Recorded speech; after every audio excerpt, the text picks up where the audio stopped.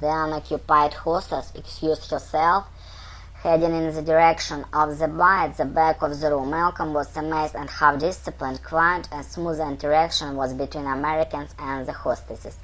He guessed that this was a truly authentic place, that the woman spoke very little English, if any. He wondered how much Japanese Carney spoke. The two Japanese men on the other side of the table hadn't contributed at all to the conversation he had run. In fact, they didn't seem to have to pay much attention at all. One of them was leaned back on his couch, eyes nearly shut, hands clasped across his stomach. His face was beet red, and he was obviously drunk.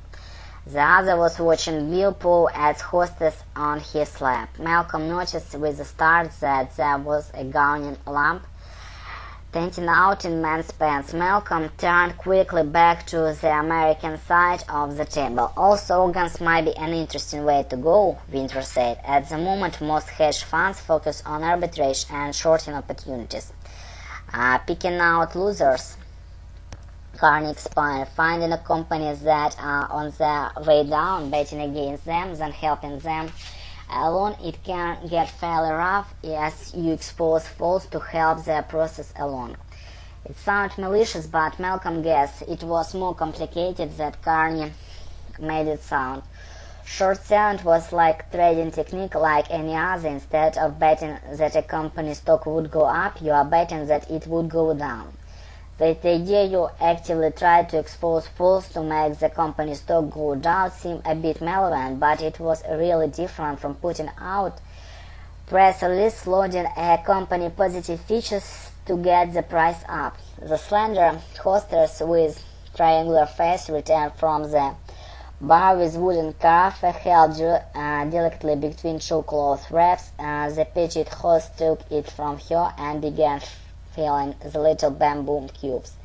The third hostess carefully extricated herself from Bill's grip and began passing the bamboo cubes around the table. By the point the drunken Japanese client had passed out completely, so his priapic cohort, Mr. Kawaki, took both offered cubes, one in each hand. Carney smiled at him. Look, Kawaki-san knows a good deal when he sees one, he said. That's why he came to me and Bill, and why he's staying far away from Doug and his Hand of Mercy corporate pirates. The Japanese client gave Carney a thumb up. Carney glanced at Winters, whose smile seemed a little less genial than before.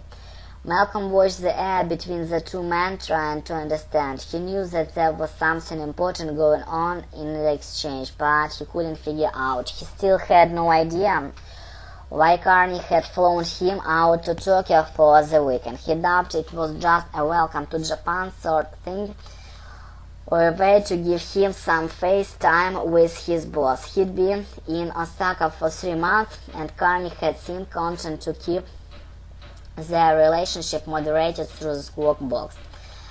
Carney was too calculated and controlled to have flown him from just a formality.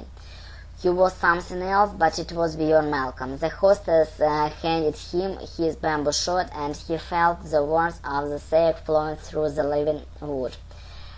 He smiled at you, and she smiled back, letting her eyes linger. He felt heat that had nothing to do with the sake, and shyly leaned away. He saw that Carney was watching him, and he tried to think of something intelligent to say. Why don't you and Bill start a hedge fund, he asked. You're making keep you rich when it sounds like you could make yourself even richer. There was a stiff and sudden silence. Malcolm noticed that the drunk Japanese man was awake now, and both sets of Japanese eyes were trained directly on Carney.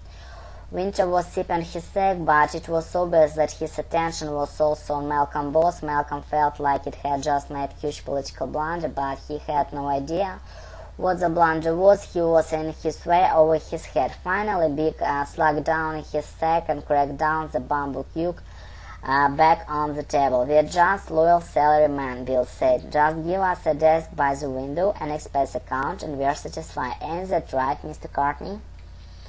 Carney nodded, but his smile seemed even thinner than usual. The two Japanese watched the Americans for a full bit, then began flirting with the hostess.